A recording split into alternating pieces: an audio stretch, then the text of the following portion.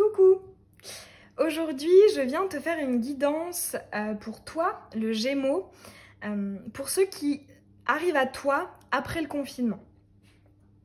Alors, le Gémeaux, que ce soit ton signe solaire, ton signe principal, ton ascendant ou ton signe lunaire, c'est un tirage qui est pour toi. Parce que selon moi, c'est intéressant en fait de regarder en premier notre signe solaire. Et après, pour avoir des détails, des compléments, c'est intéressant de voir justement ce qui se passe un peu du côté de notre ascendant et de notre signe lunaire. Alors donc aujourd'hui, je t'ai sorti mon plateau des 12 maisons. Chaque maison correspond à un domaine de la vie. Et donc je vais jeter les petites charms qui sont ici pour voir un peu ce qui vient à toi. Allez, c'est parti pour le Gémeaux.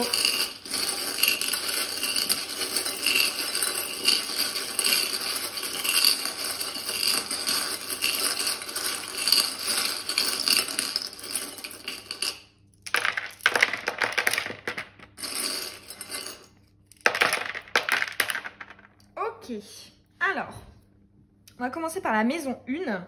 Donc c'est la maison du moi. Donc c'est votre être en fait, ce que vous êtes, comment vous vous sentez, etc. C'est la vitalité, le comportement. Alors déjà, je sens quelqu'un qui réfléchit, qui est dans la sagesse, dans l'introspection, vis-à-vis peut-être de certaines erreurs. Ici avec, en fait ça c'est le charme pour moi du désir, des tentations, mais aussi dans un côté plus positif de ce que l'on désire vraiment. Peut-être que là, à venir, le Gémeaux, c'est vraiment en fait de réfléchir sur ce qui nous fait vibrer en fait, ce qui te fait vibrer. Il y a vraiment tout un travail de savoir ça me plaît pas. Ouais. Alors à cheval, avec la dernière maison, j'interpréterai aussi celui-là, mais je le ferai à la fin du cercle, hein, vu qu'il est aussi sur la maison 12, on le fera après. Alors, au niveau de la maison 2, donc c'est la maison des biens matériels, de l'argent. Ici, on a un cadeau, hein. C'est Winnie l'ourson qui tend un pot de miel. On a un cadeau. Peut-être une rentrée d'argent. Ce qui est marrant, c'est voilà, il y a le charms, donc ça c'est une sorte de, c'est un truc de souris, enfin voilà. Pour moi c'est le charms des technologies. En fait c'est comme si, je sais pas, peut-être qu'actuellement tu es en télétravail ou que tu travailles via voilà, des moyens de technologie, hein, ordinateur, etc. Ou même que tu es sur les réseaux sociaux. Enfin voilà, il y a une sorte de rentrée d'argent, de stabilité matérielle qui est en cours là. Hein. Et c'est par rapport à un projet que tu as par rapport, en fait ça rejoint un peu ça, par rapport à ton enfant intérieur, de ce qui résonne en toi, de ce qui te fait du bien. C'est un petit nounours là. Ouais. Pour moi ça rejoint vraiment ça. Hein. Et il y a vraiment une avancée, hein, pour construire quelque chose d'un point de vue matériel. Alors là, il y a quand même la scission, la séparation, la fin. Je me demande si c'est pas... attends, on va en retirer un.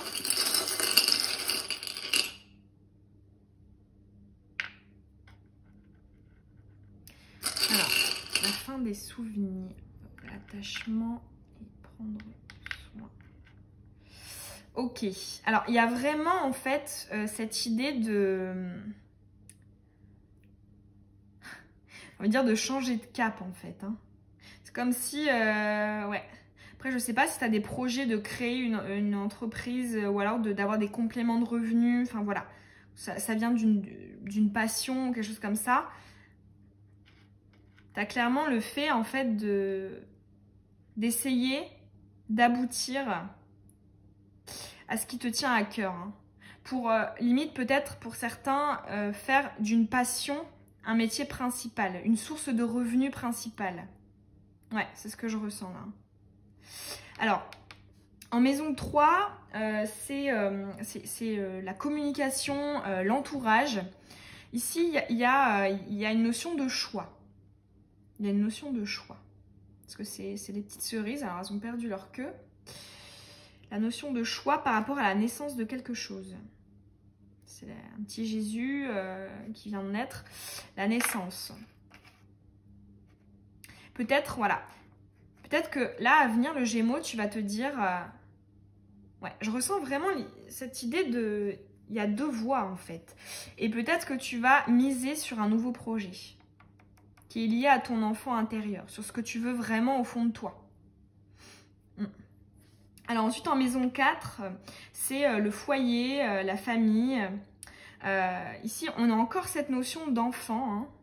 Pour certains, peut-être des grossesses ou alors juste voilà, l'enfant intérieur. Hein. Il y a vraiment cette idée d'enfant intérieur là, c'est très marqué. Hein.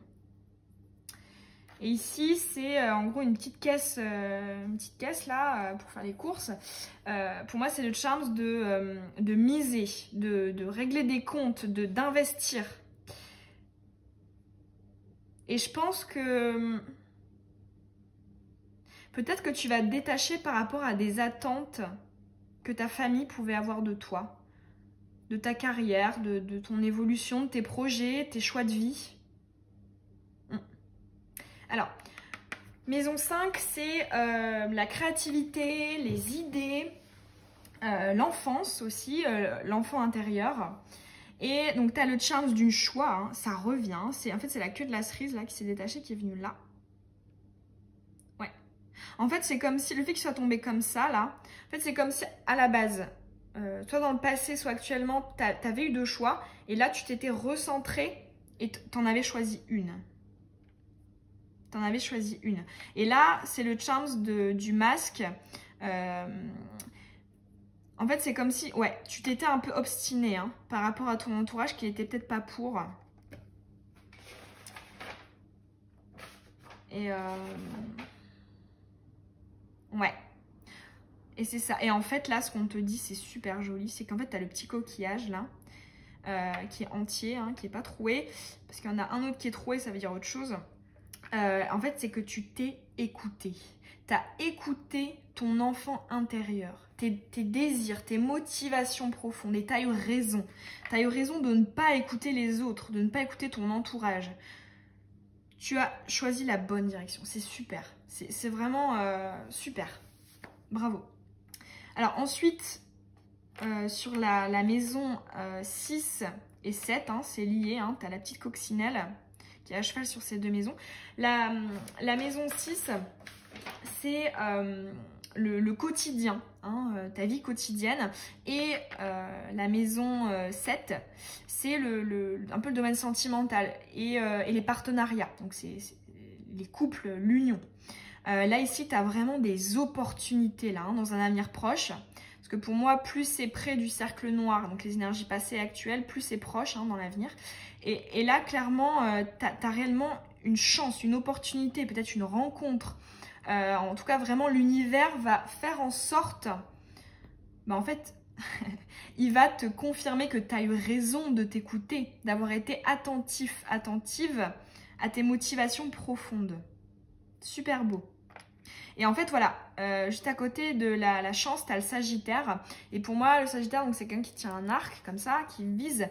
C'est qu'en fait, l'univers va te donner des opportunités, des chances de réaliser, d'atteindre tes objectifs. C'est super beau. Et en fait, c'est ça qui va te permettre, juste à côté, tu as le charme du Taureau. Donc pour moi, c'est un peu la représentation de la persévérance, hein, du fait de foncer, d'y aller. Voilà, en fait, en gros, ces opportunités-là vont te permettre d'atteindre tes objectifs et d'avoir toute la motivation nécessaire. Et alors, effectivement, on retrouve hein, ce côté médisant peut-être de l'entourage ou plus généralement des désaccords où bon, on n'est pas très pour que tu fasses ça. Bon, voilà, c'est ça. Et en fait, là, c'est que tu vas les surprendre. Ça, c'est le charme d'une nouvelle surprenante. Tu vas les surprendre par ta décision. Alors, ici, donc on a dit, hein, c'est fortement lié. Et en fait, pour moi, le fait que cette opportunité-là, ouais, en fait, je vois vraiment une chance dans tout ce qui est de l'union, du partenariat, hein, que ce soit sentimental ou non. Alors, au niveau de la maison 8, donc c'est la maison des transformations, des choses cachées, de l'inconscient. Ici, en fait, c'est le petit Titi qui était sur la caisse automatique, là. En fait, la fève, elle s'est cassée. Mais en gros, là, tu as le petit Titi donc, qui dit, en fait, tu as eu raison de miser sur cette transformation. Tu as eu raison. Même si, effectivement, là, on voit quand même des petits soucis. Hein, parce que tu n'as pas choisi la voie la plus simple, mais tu as eu raison de t'écouter. Ouais. Tu as eu des petits soucis d'appui, de protection, de soutien. Parce que pour moi, ça, c'est le charme du soutien, de l'amitié, de l'accompagnement. Tu as eu des problèmes de soutien, mais tu l'as quand même fait et tu as eu raison. Alors là, en maison, c'est la maison de la spiritualité, la maison 9, des religions, la philosophie, voyage, etc. Il n'y a rien de particulier. Sur la maison 10, c'est super beau. Donc, c'est la réussite, le karma, la carrière professionnelle, le destin. C'est super beau parce que tu as le charme de la joie. C'est une fille qui est contente, qui ouvre les bras, qui accueille, qui est joyeuse. Et à côté, tu as encore le petit Jésus. Tu l'as 2 fois. Hein. Il y a vraiment cette idée de naissance, quelque chose qui naît. Donc, tu vas être vraiment heureuse de la naissance de quelque chose. Lié voilà, à ta réussite professionnelle. Alors, ici, au niveau de l'entourage, il y a quand même de la convoitise. Hein. Pour moi, c'est le charme de la convoitise. Hein. C'est un petit lapin qui tient un œuf et il y a le petit piou-piou là qui veut lui demander. Et le lapin, il dit non, non, non, c'est à moi. Alors, effectivement, il y a peut-être de la convoitise là où il y en aura autour de toi. Mais juste après, tu as l'épingle de la nouvelle surprenante.